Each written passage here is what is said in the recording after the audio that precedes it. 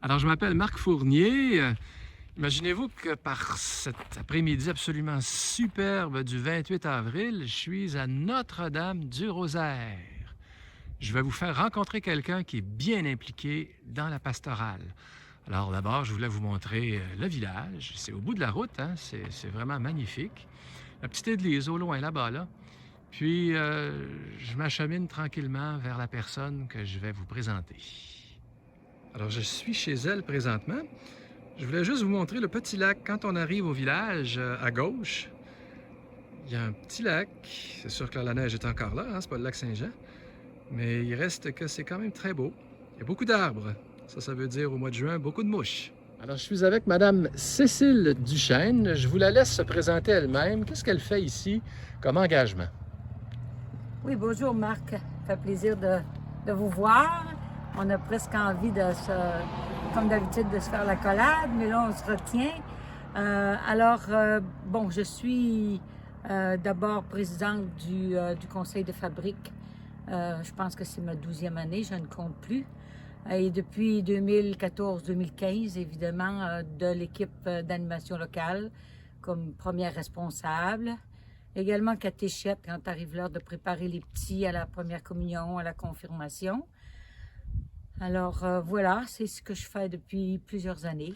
Alors, comment vous avez vécu cette période? Ça fait quand même 5 semaines, 6 semaines là, qu'on est en confinement.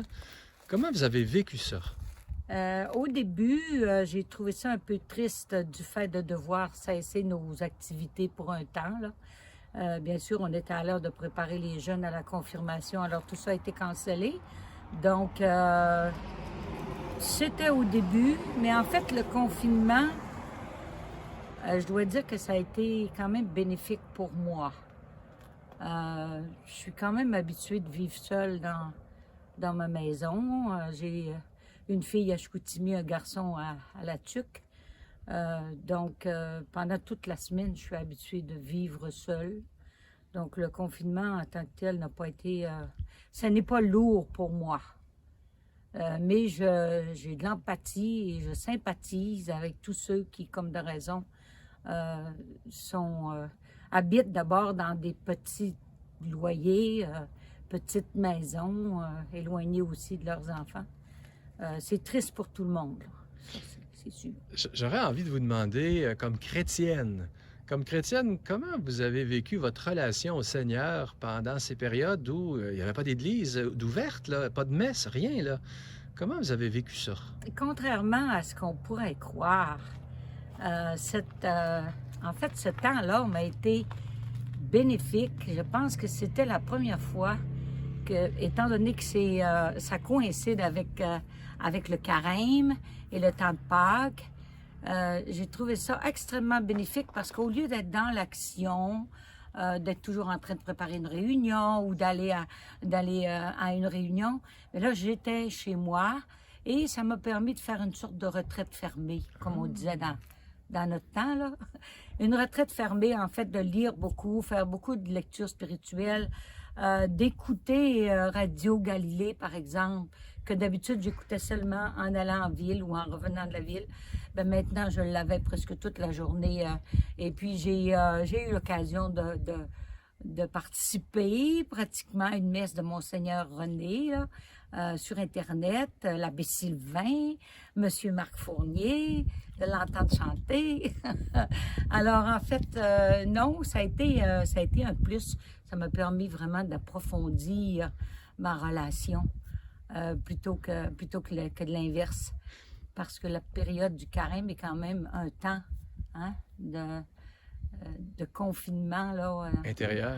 Oui, intérieur, absolument. J'aurais envie de vous demander, parce que je sais que pour vous c'est important, la parole de Dieu. Je pense que vous la fréquentez avec assiduité, hein? Avec assiduité, oui. Je me promène d'une Bible à l'autre. Je dois en avoir 6 dans la maison. Dépendamment de ce que je cherche, là, ben, c'est ça. Alors, lecture spirituelle, beaucoup, la Bible, j'aime.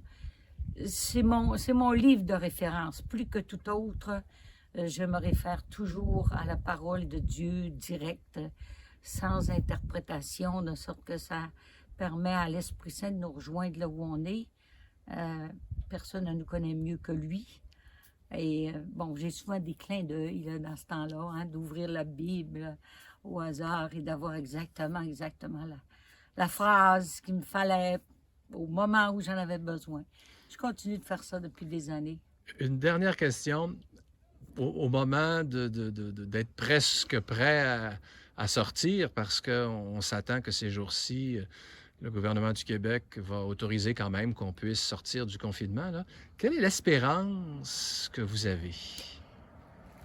Euh, L'espérance que j'ai, ça ne concerne pas vraiment le confinement parce que, ayant dépassé les 70 ans, c'est évident que nous allons être confinés beaucoup plus longtemps que le commun des mortels. Alors, il ne faut pas s'en faire. Mais là où je vois l'espérance, c'est vraiment dans les effets secondaires de ce virus-là sur la communauté. Tout le monde en parle. J'ai été vraiment agréablement surprise et même impressionnée, hein, parce que nous autres, qui pendant toutes ces années-là avions la nostalgie des foules dans l'église, on en était réduit à un tout petit nombre.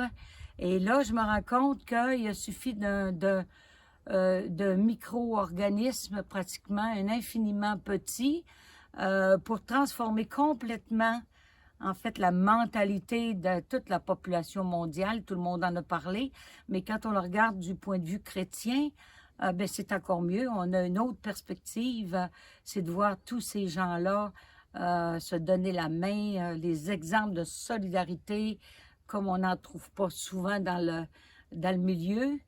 En fait, ça veut dire qu'il y a un avenir, hein, pour la chrétienté, il y a un avenir pour l'amour du prochain, pour l'entraide fraternelle, pour le respect de la planète. Ça a fait éclore là, toutes sortes de belles initiatives.